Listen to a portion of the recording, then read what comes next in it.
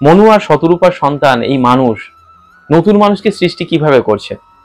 নতুন মানুষকে সৃষ্টি করতে গেলে তাদেরকে কিছু না কিছু একটা অ্যাট্রাকশন দিতে হবে।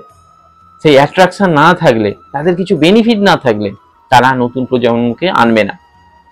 তো ব্রহ্মা এই একই ভুল করেছিলেন। ব্রহ্মা 4 জন মানসপুত্রকে প্রথমে এই পৃথিবীর বুকে এনেছিলেন, যাদের দায়িত্ব দেওয়া হয়েছিল নতুন প্রজন্মকে আনবার জন্য। কিন্তু নতুন প্রজন্ম তারা কেন আনবে? তাদের কি স্বার্থ আছে?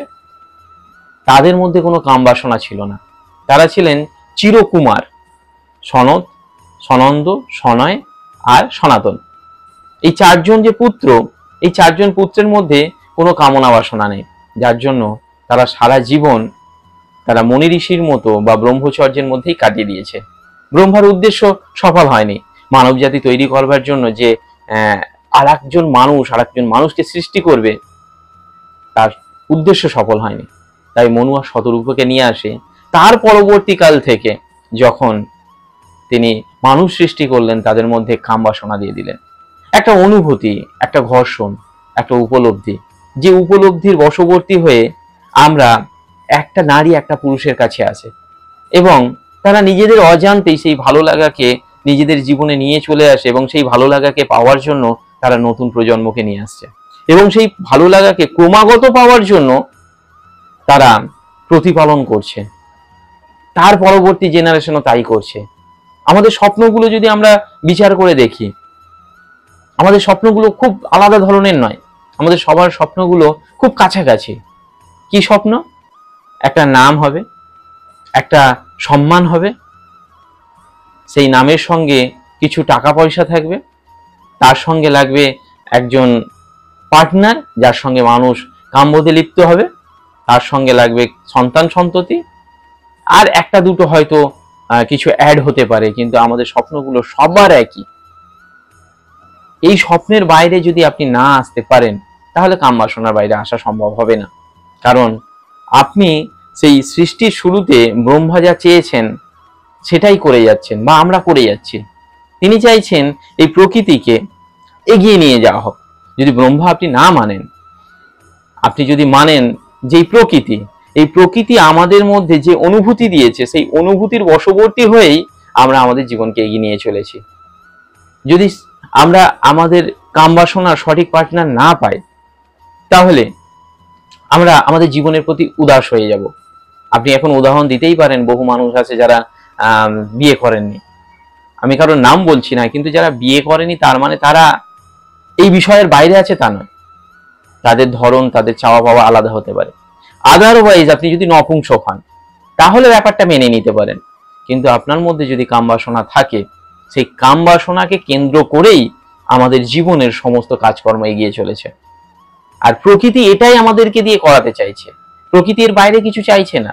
আপনি কামুক থাকুন, আপনার মধ্যে সেই রসদ দিচ্ছে। আমাদের শরীরের একটা কেমিক্যাল আর একটা শরীরের একটা কেমিক্যালের সঙ্গে মেশার জন্যই আপনাকে তৈরি করেছে ভগবান। আর এই যে প্রকৃতির সুপ্ত পরিকল্পনায় আমরা পরিচালিত হয়ে আমরা আমাদের জীবনকে অন্তিমের দিকে এগিয়ে দিচ্ছি, এটা বুঝতে পারছি না। প্রকৃতি আমাদেরকে ব্যবহার করছে আর আমরা প্রকৃতির ব্যবহৃত একটা প্রোডাক্ট হয়ে আমরা সেই পথেই চলছি। কিন্তু মনি ঋষিরা তারা প্রকৃতির বিরুদ্ধাচরণ করছে বলবো না, তারা এই যে গতানুগতিক ওয়ে আছে, গতানুগতিক সিস্টেম আছে, তারা তার ঊর্ধ্বে যায়।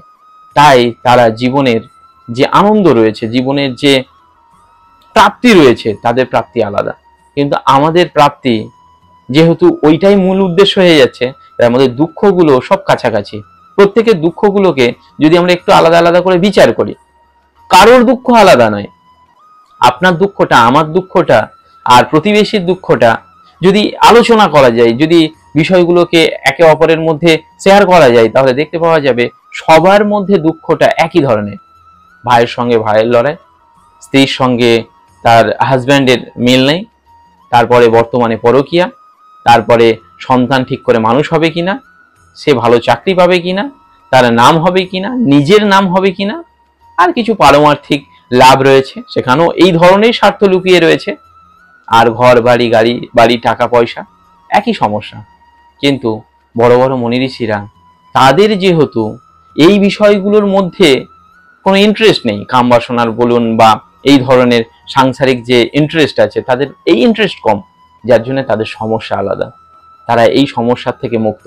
আমরা এই সমস্যার মধ্যে পড়ে আছি কারণ আমরা এই সমস্যার মধ্যেই থাকতে ভালোবাসি। পুরাণ বা ভাগবতের একটা কাহিনী, যেখানে কর্দম মুনি দেবাহুতিকে বিয়ে করছেন।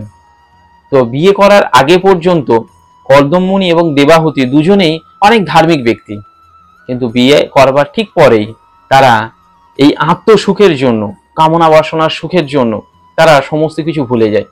তাদের মূল উদ্দেশ্য কি জীবনে তারা ভুলে যায়। তারা 9 জন সন্ততিকে জন্ম দেন, মানে 9টা মেয়েকে জন্ম দেন।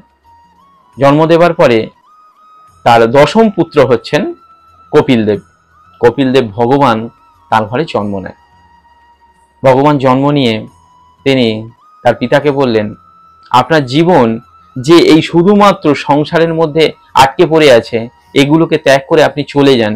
আর দেবাহুতি তার মাকে তিনিই দেখবেন, এমন প্রতিশ্রুতি দিলেন। কর্দম মুনি চলে গেলেন সন্ন্যাসের উদ্দেশ্যে।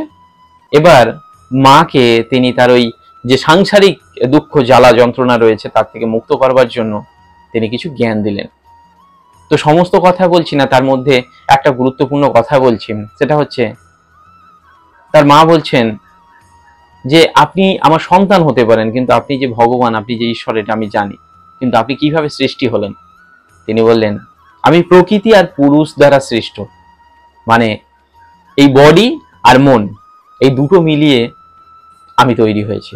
ভগবান নিজেই বলছেন, যখন মানব আকারে আমি আসছি, মন আর এই ফিজিক্যাল প্রোডাক্ট, একটা নন ফিজিক্যাল প্রোডাক্ট আর একটা ফিজিক্যাল প্রোডাক্ট, দুটো মিলেই তার জন্ম হচ্ছে।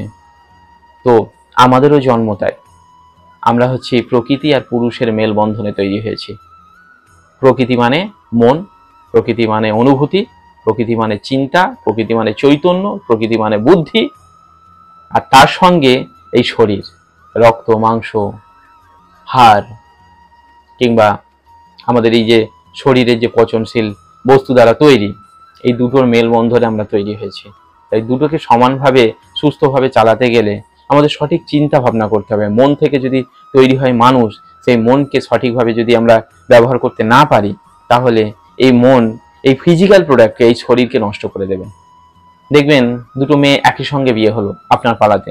একজন খুব ভালো বাড়িতে পড়েছে, যার কোনো জ্বালা দুঃখ যন্ত্রণা কিছুই নেই, খুব শান্তিতে রয়েছে, আর একজন খুব জ্বালা যন্ত্রণা দুঃখে রয়েছে। এই দুটো মানুষ যখন একসঙ্গে আপনার সামনে আসছে, কারোর হিস্ট্রি আপনি জানেন না, কিন্তু দুটো মানুষ যখন আপনার সামনে আসছে, দুজনকে দেখার সঙ্গে সঙ্গে বুঝে যাবেন একজন ভালো রয়েছে আর একজন খুব খারাপ রয়েছে। কি করে? আপনি তো তার কোনো হিস্ট্রি জানেন না, তাহলে আপনি কি করে বুঝলেন যে এ ভালো রয়েছে খারাপ রয়েছে? কারণ একজনের মন দুঃখ জ্বালা যন্ত্রণার মধ্যে রয়েছে, আর একজনের মন খুব শান্তিতে রয়েছে। এই মন তার শরীরের মধ্যে ছাপ তৈরি করেছে, আর এই মন যে ভালো রয়েছে তার শরীরের মধ্যে একটা সুন্দর বহিঃপ্রকাশ ঘটিয়েছে। দুজনের বহিঃপ্রকাশের মধ্যে একজন রুগ্ন শুকনো আর একজন তরতাজা সুন্দর। এর কারণ মনই আমাদের এই শরীরকে, এই জীবনকে বানায়। অর্থাৎ মনকে বিশুদ্ধকরণ করবার জন্য যে ধরনের পথ আমাদের আধ্যাত্মিকতা, আমাদের শাস্ত্র শিখিয়ে গেছে, সেই পথ যদি আমরা অবলম্বন করতে না পারি, তাহলে আমাদের এই জীবন কখনো সুন্দর, সাবলীল এবং সুন্দর হবে না। তো আশা করি আপনারা আমার কথা বুঝতে পেরেছেন। যদি ভিডিওটি সঠিক মনে হয়, তাহলে আমার জন্য কিচ্ছু করতে হবে না, এই ভিডিওটিকে আপনার লাইফে কাজে লাগান। ধন্যবাদ।